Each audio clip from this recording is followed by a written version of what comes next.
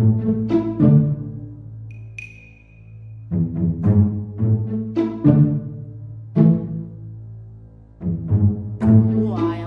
ahambe nawe yavalelwa enenteshe ngaka lami yakhule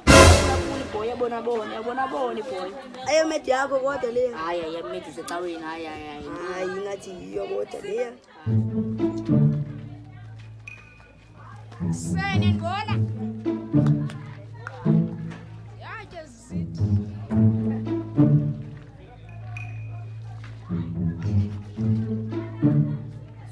ndona wena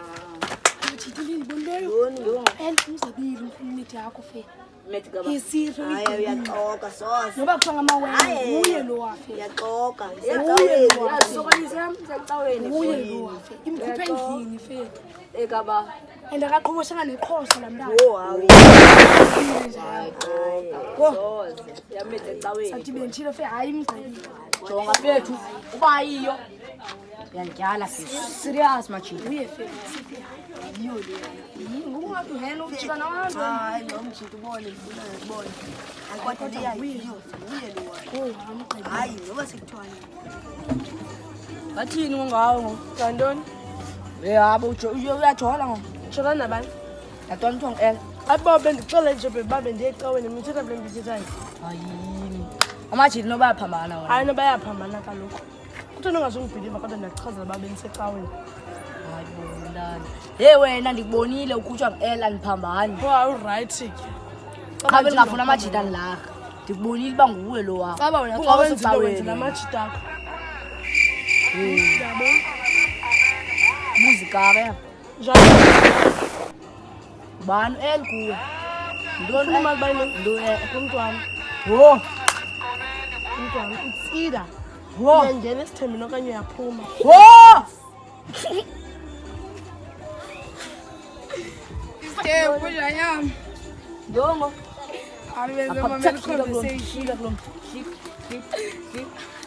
uzephi be abuyenze exelela umem dala ingakhabekho ngaba mehla phakathi kosoyithule wena ungaringi fe lacela fe ntoni lezitekisa khawuyeke fe xelele athi yayiqula imithi majita yabona mntana salamena ngohambe namlo ayemgohanga majita nitswembo yasemathitswembo namajita kira hayi kodwa nafe hayi nayithanda lifestyle yakho kalo majita akahlanjwa faka komnandi bamba namntana angeyiloo nto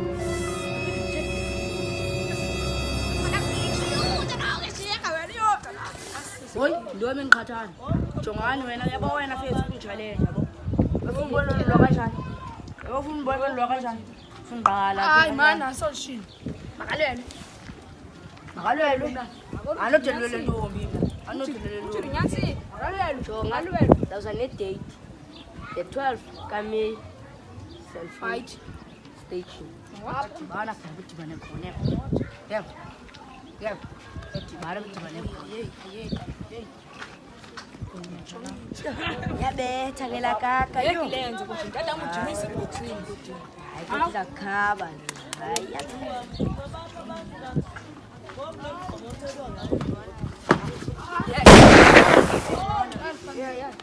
wana machitemba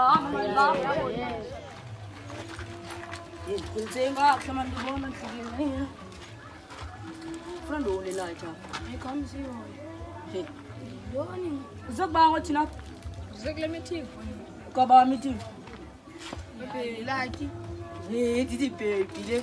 ashapi machita shapi uhlangana ngosoyitwela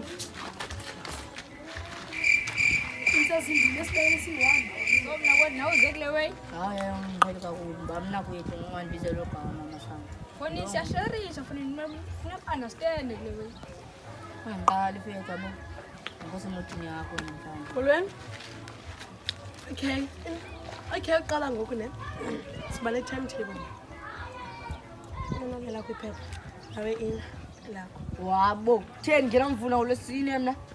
usuyeke uba ufuna Senzela nje wena ifavor ya ngoku angikholi kakubi flight yeke tu Ngave mbona ngaphi umntana ngikunye ensukwini. Wona ngolwesithathu.